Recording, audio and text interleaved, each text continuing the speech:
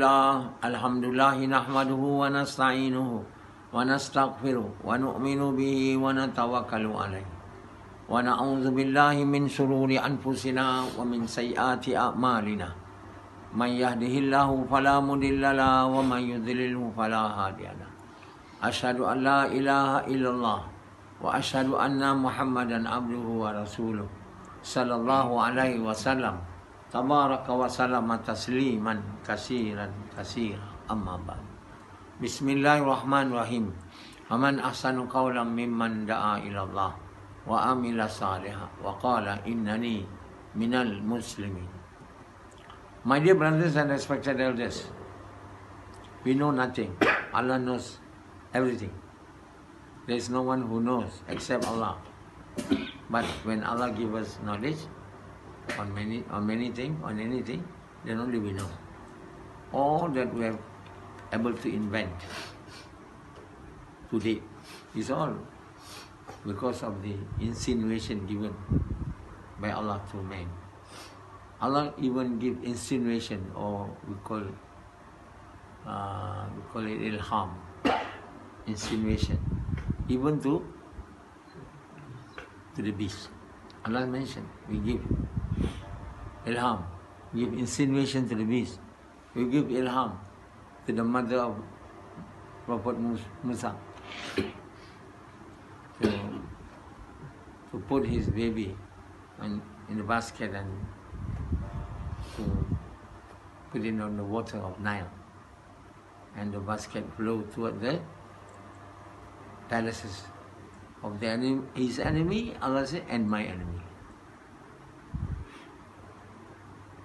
And Allah put love into the hearts of the wife of Pharaoh, and she was deeply in love with him. That he said to Pharaoh, we take him as our son. Oh, Pharaoh said, this is the one whom the soothsayers, the magician, have told me that someone will be given birth by the children of Israel to be the one who will destroy my kingdom. This is the one. No. We take him as our son. If anything goes wrong, we can easily handle it, because it is within our community, our family, living among us. Pharaoh was not convinced, and one time he wanted to test whether this kid is clever or stupid, like Yazid. He doesn't know Yazid, but that's what it is. The most stupid person in this world now, ever living, is Yazid. Because he knows the truth, and yet he disobeyed. So Pharaoh, make Musa alayhi salam to make a choice, either to take a food or a charcoal, or hot charcoal. Musa wanted to take the food, but angels turned his hand to take the charcoal, and he take it, swallow it, they burn his mouth. This one is the reason as to why when Musa speak, he shattered, not fluent. We call it Malay gagap. He cannot talk that well. So when he was appointed as the Prophet of Allah and go to Pharaoh to call him to Allah, he said to Allah, oh Allah, give me my brother Harun as my deputy. I cannot speak that well as Harun will. So Allah do not want. He said, you go, I'm with you. Then he starts saying again, pleading Allah. For some reason or other, Allah, to pacify him, to make him happy, has chosen Harun. Allah doesn't need Harun. He doesn't need anyone. He is enough. He's with Musa. Musa will be able to do anything. Even though he's a person who is shattering while talking. But that doesn't matter. Dawah is not about speech, about having to have eloquence in speech. That's why Allah do not really want to actually point somebody who is good at speeches to preach. Because it's useless. It has no power to make somebody believe or disbelieve in Allah. The one who make a person believe or disbelieve is only Allah, nothing else. We are only the means to invite people. So Musa is only the means. But he still wants, because he's not convinced. Because you know what? He used to be his father.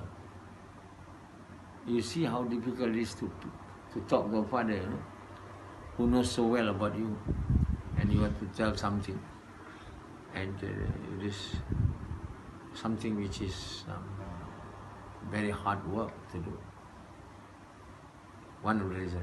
Secondly, he said he has killed a person from among the Kipti, and he will put me to prison. He's scared. So Allah said, don't worry. I'll be with you. You go, both of you now. So when he went to Pharaoh, then Pharaoh, we know about you, Musa. You were living among us before. You have killed even a person. Who are you to call me? I see. So Musa said, I was not that Musa. He used to kill a person. I am now a Musa, the Prophet of Allah. So, of course, when he killed that fellow, he was not intentionally, have the intention to kill that person. That person was having quarrel with one of the children of Israel. He screamed and shouting to Prophet Musa to help him. He just gave a punch, one punch. But his punch is as heavy as 100 men, the power. One punch, that guy died. Oh. The next day came, that again he go into quarrel and asking Musa, this cannot be done. And the news spread. Pharaoh knows. They want to caught him. Then he ran away to Madian. And he was made to live with Prophet, Madian, Prophet Shoaib for about 10 years. As a mahar for marrying his daughter, The mahar is 10 years to work with him.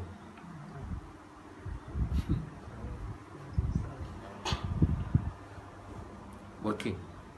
So, he was with Prophet Shoaib, learning about Islam, good deeds. 10 years. Now we understand that the Mahdi, the one who will come at the end of the world, we learn in one night. Allah gave him knowledge one night. In order to have knowledge, you must spend time, not one night. Many years, like Musa, 10 years. Even though, when people ask him, who is the most knowledgeable person in this world? He answered, I am the one. Allah is not happy. But in reality, he is the one. He is who is more knowledgeable than him, who can talk to Allah. There's nobody. Definitely the answer is correct, but Allah dislikes him. Because there's no one who's more knowledgeable than Allah. You cannot say I. You may say with the permission of Allah. But you without saying permission of Allah, I am the one. Then, in order to teach Musa that there is other people who is more knowledgeable than him, Allah made Hizir to be more knowledgeable than him, and asked Musa alayhi salam to learn from. You can read the Quran and see my interpretation of it. So it is not allowed, to say that I know. I know, you do not know. Like what Rashidi used to say most of the time until now. In Malay, he says, Hang tahu apa? Aku tahu. He says, Hang tahu apa? Because he want to say, I know. They are no. Very bad words. What do you know? In English, I know. To say I know is very bad. Evil words. Words that shows haughtiness and pride. So Rashidi has grown up to become a person who is very haughty and very proud. But he knows nothing actually. He don't even pass his STPM to the level that he can proceed to university. He doesn't even go to any university. He has to sit 3 times STPM. And yet he tell people, who do you know? What do you know? I know. I see. Hang Tauba. These are very evil words that make him until today very haughty. You can't remind and give advice to him. Rashid cannot. He will get offended. If we do not like people to give us advice or thing, we easily get offended. That's one of the signs that we are very haughty. Azazel become Iblis because of haughtiness, not willing to prostrate to Adam when Allah has ordered him. He said, the reason as to why I do not want to prostrate before him because he's been created by you from soil. I am created from fire. But that's not the real reason why he doesn't want to prostrate. The real reason because he doesn't want to admit that Adam is the vicegerent of Allah. He himself wants to become the vicegerent of Allah. Because proud people, haughty people always want power. Because that will increase their greatness. Allah knows that Iblis have the desire to become the vicegerent of Allah. Allah do not want to appoint someone like him, haughty, proud, to become the vicegerent of Allah. Allah wants to create another creation. Is more humble from soil. The jinns are made from fire. So, two persons both disobeyed Allah, Iblis and Adam. But Iblis is haughty. Although he disobeyed Allah, but he doesn't admit he's wrong. He said, I'm right. Not to prostrate before him because I'm better. There's nothing wrong with me of not prostrating before Adam. I should not prostrate before him because he's lower than me. When Allah already showed to Azazel and all the angels that Adam has more knowledge. To become a vicegerent or a leader, you don't need to be from fire or to become from soil or from anything. Your wealth has no value. What you made from has no value. What is of value is knowledge. Allah made them to understand that Adam is the knowledgeable of all. He has to become the viceroy, not you, not anyone. So now, how we should appoint a leader? We should find from among the one who has knowledge. So in Singapore, most of the ministers graduated from good universities. They can list all their ministers, and they are graduated from all very prominent universities. But Malaysia, some from ex-teacher, not going anywhere. Just because a member of a party, he become Minister of Education, Minister of or any minister. So you can see how the comparison of worldly improvement between Singapore and Malaysia. The ministers in the cabinet of Singaporean government consist of very intelligent people. But Malaysia, no. So Tun Abdul Razak, when before he died, he told Hussein on, you make your deputy Tun Mahathir. At that time he was not Tun Mahathir. Why? Because he is intelligent. With the advice of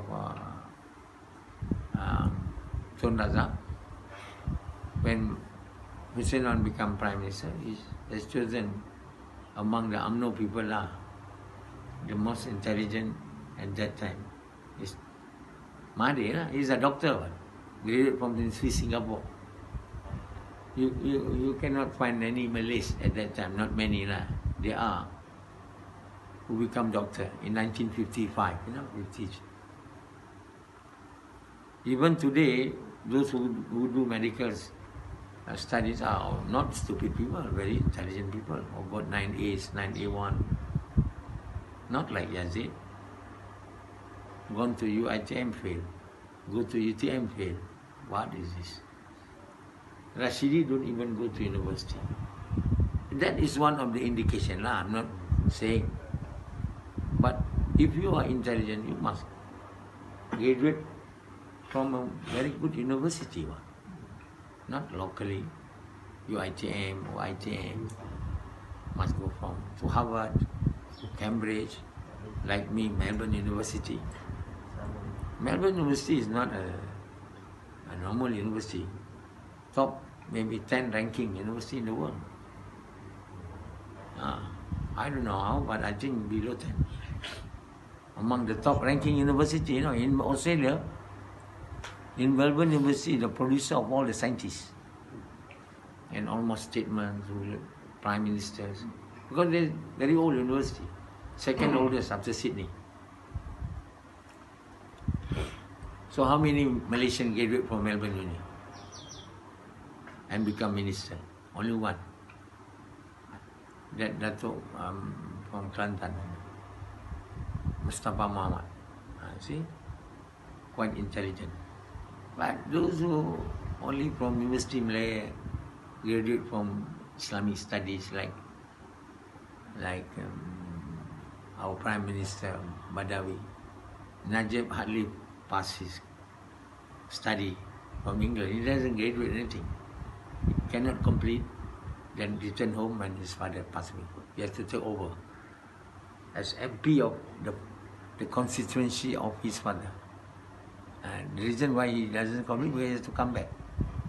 So he has no degree. That become our Prime Minister. You see how Lee Kuan Yew, what he graduated from? He studied in England, one of the best students, first class in law. So we should stop choosing people who are illiterate, and not to say illiterate. Nowadays, nobody is illiterate, but who do not even graduated from any good university, renowned, to become ministers. But we have very few people, like Supian Go, Ampang. Which university he graduated? Which university? SPM. You finished or not? Not finished. Not finished. Yeah. He went to university but not finished. We cannot make him minister. Then, but in Malaysia, even a teacher only become minister, and because of that, many ministers in the recent PH, make false degree, saying they get it from the, but actually only a certificate which are bought. Baik. So that's why our nation, our country, have all fools. But Musa alayhi salam, his teacher is Allah. There can be no one more intelligent or knowledgeable than him. But when he say, I know, Allah is not pleased. But Rashidi, very stupid, and yet he say he knows. And he's very annoyed if somebody scolded him. Why he is very angry? Because he thinks I'm good, I'm, such and such. What evidence he has to show that he's good? He has written any books? No? He has not graduated from any university. But has he written any books? No. To show that he is intelligent. Has Sufyan Ampang written any books? Has Yazid has written any books? No books. They don't even willing to read books also. Not to write a book, don't even want to read my books also. Until I persuade them, you must read, you must read. It's very lazy to read. How can we acquire anything if you are not willing to even read the Quran? People now are very lazy to read, especially Quran. They say there is no outcome of reading the Quran. If I got money, okay. But no money. Why should I read the Quran? So they don't read the Quran. Because they're not interested to know what Allah wants. If you want to know what Allah wants, you cannot do without reading the Quran. And you must read the Quran with the interpretation by someone who is knowledgeable, reliable about their knowledge in the Quran. So you have to read my interpretation of the Quran. With the grace of Allah, Allah has given me the tawfiq to write the interpretation of the Quran in 84 books and hadith in 7 books. It's all available in Amazon.com and Google Play. You must be willing to read. Even if you read also, you may not be able to understand it if you don't have Iman.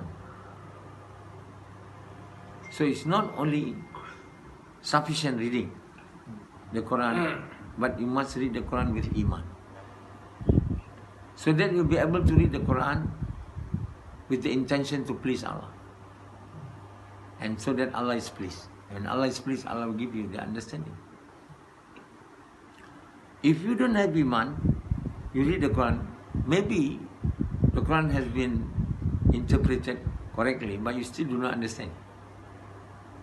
Because the understanding of the Quran is given by Allah, not by anyone, not by the author. So many people misunderstand. They say only read Quran. We do not need to have Iman.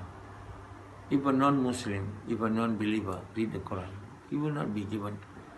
He will not be given the understanding of the Quran. He can read, he can memorize the Quran. He can memorize the whole Quran, a non-believer. And yet, he will not understand. But people then call him, he's an ulama, he's a scholar. Just because he can memorize Quran and Hadith and many kitab. There are many Orientalists, the non-believer scholars of Islam, who is residing, become fellows in some faculty, some studies in all over the world. They are all non-believers, but they sometimes memorize kitab of Imam Shafi'i and all that. Even our Scholars are not able to memorize as they are able because their memory is very good.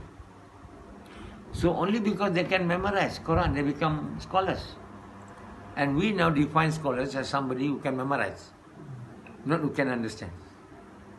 So the whole Islam is based on memory. The more you can memorize, the more you will be well known as scholars. There's 2 kids in Indonesia, who the Google say, the Google of Quran. No, people name them as the Google of Quran. Whenever said, he will recite it. What is this? It's right. With this, he writes it. But that's about all he knows. Do they know the Quran? They don't know. They understand the Quran? Do they obey the Quran? No. The Muslim now only know how to read Quran and memorize.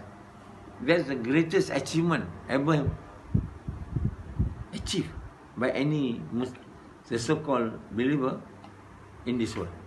To be able to read Quran nicely, with good tajweed and that. And secondly, to be able to memorize the Quran and Hadith. That's all. Understand? No. Obey? No. So we are only Islam by names, by words. We are not Islam by actions. The reason why we are not Islam by actions is because we don't have Iman. We're reading Quran without Iman. Now, if you say, I'm with Iman, what work do you do in order to acquire that Iman? You're only working to earn money from morning till evening. Like Hanzala. He's only working for money. Why you need money? You want to get married. So he will get money. How will he get Iman? He do some work to acquire Iman, but not with all his heart. So now Muslims are not doing anything in order to increase their Iman. They are not doing anything. They are only doing something to earn a living. That is not the work to earn Iman. The work to earn Iman is to call people to Allah, to invite people to good, forbid people from evil. And the work must be done in the way, not in your own way, the way shown by Muhammad. And the intention must be to please Allah until Allah is pleased. When Allah is pleased, only then Allah will make the work to be means of gaining Iman and faith towards Allah. So then when your faith to Allah have reached to the level which Allah is pleased, then your deed will become good. Then you become the true believer, the good deeds. And when you become true believer, not a very small level, a higher level, very high level, then only you will be able to be given, the understanding of the Quran. Not because you have learned Quran, you can understand Quran, you can memorize Quran, you can understand Quran. You don't have Iman, you don't understand the Quran. So most of the so-called Islamic scholars in this world are known as scholars because they memorize. They are able to memorize the Quran, and if not, they are known to graduate from some Islamic institution. With Sharia and all that, they call ulama, scholars. That's all. Evident there are scholars? None. Allah says the ulama are the people who fear Allah. Fear Allah means who obey Allah's orders because they love Allah. How the love of Allah will enter into our heart?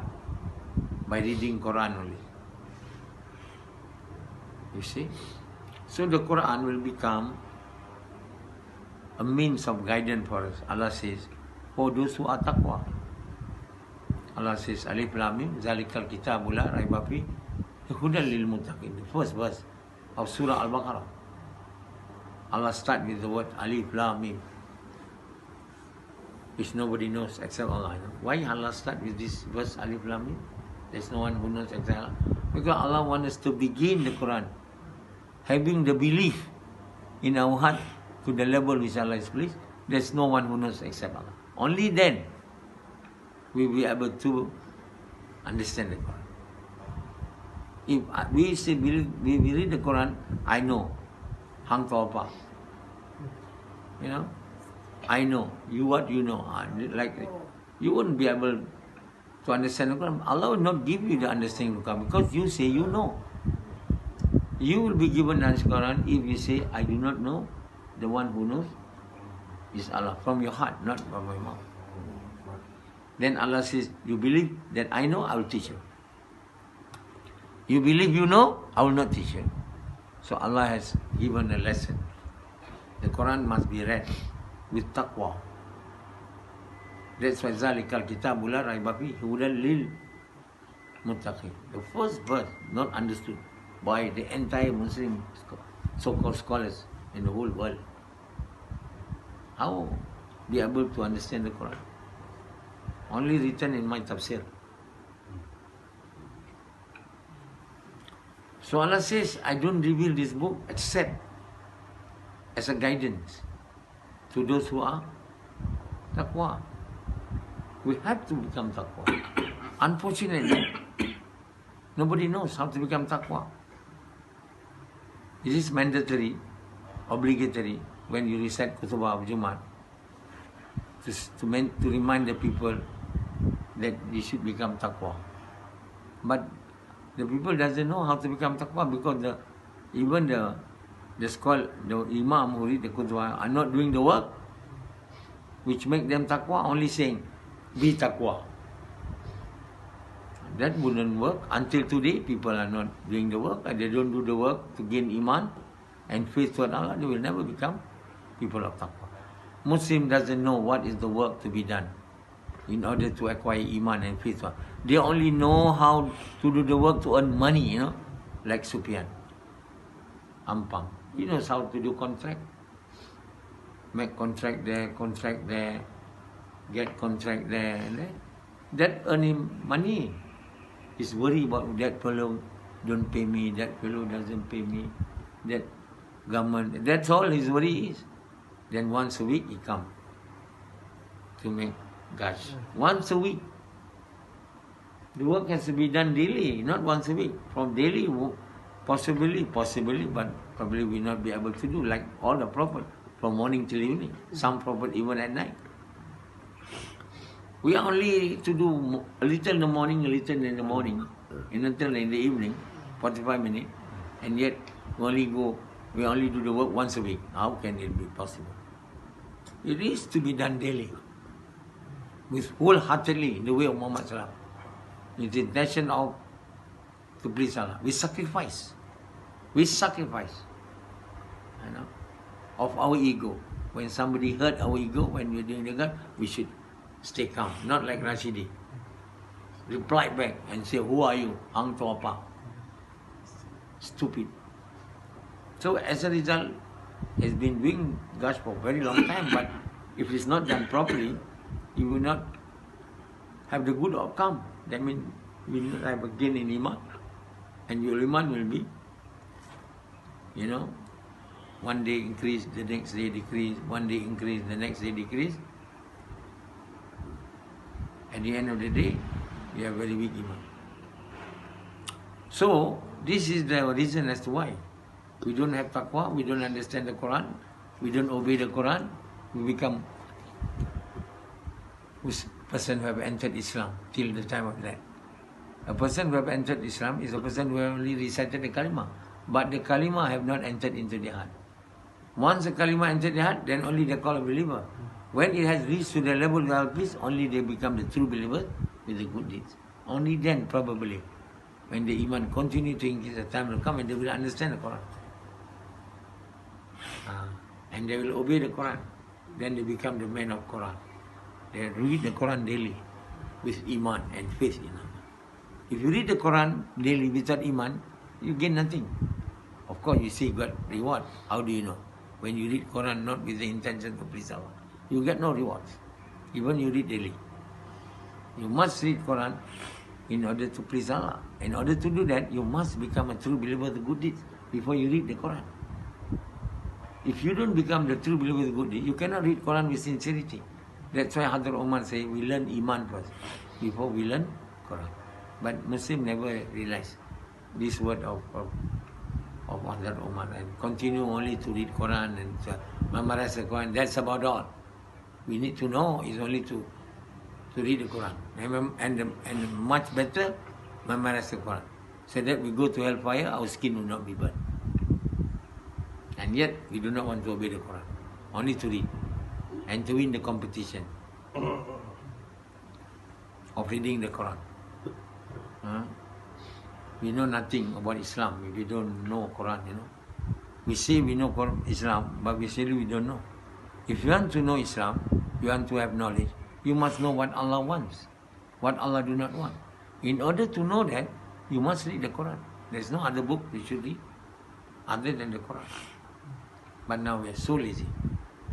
Reading the Quran and also doing gush.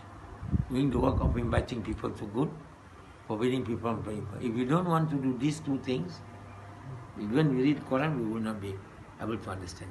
We will not be able to obey. We cannot read the Quran without iman or without taqwa. We have to read the Quran with taqwa. Only then the Quran will be of benefit to us. Only then we can obey the orders of Allah with mentioned Quran. Only then we can increase in our level of nearness towards Allah and be able to become successful in this world and in the hereafter. Okay.